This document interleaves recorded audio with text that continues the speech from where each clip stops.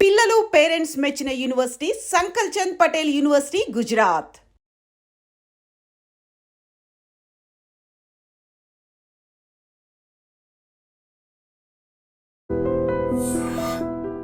So అక్కడి నుంచి మొదలయ్యి ఈ సితార సినిమాలో మీ అంటే ద హోల్ ఫిల్మ్ అండ్ అందులో మీ క్యారెక్టర్ కూడా పాటలు అద్భుతమైన పాటలు పడ్డాయి. ఇప్పటికీ ఆ పాటలు ఇందాక కూడా ఎవరో how many people are listening to this song అనే కామెంట్ చూశాను. మీ పాటలే వింటున్నాను మీరు వచ్చే ముందు. అవునా?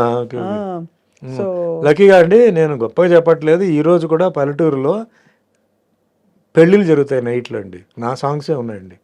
నాది చిరంజీవి గారిది ఉన్నాయి. అవును సాంగ్స్, అవును ఓల్డ్ సాంగ్స్. అంటే పల్లెటూరు దీంట్లో అంటే రాత్రి అంతా వాళ్ళు కొంచెం హైలో ఉంటారు. వాళ్ళకి ఆ మంచి ఫోక్ సాంగ్స్ అన్నీ ఉంటాయి.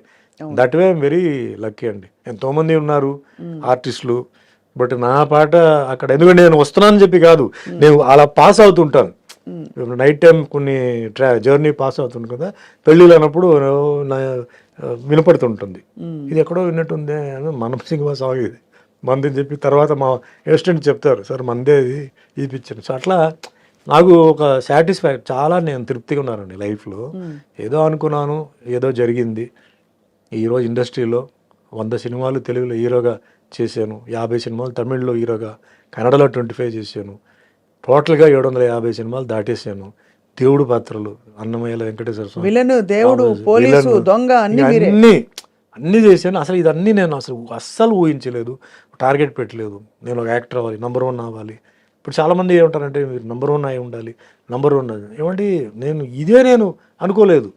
ఒక సినిమా ఇండస్ట్రీలో ఉంటున్న ఫ్యామిలీ అయితే అవును ట్రైనింగ్ తీసుకొని అదే ఈ ఛాలెంజ్లు పెట్టుకొని ఇవన్నీ చేసేవాడిని.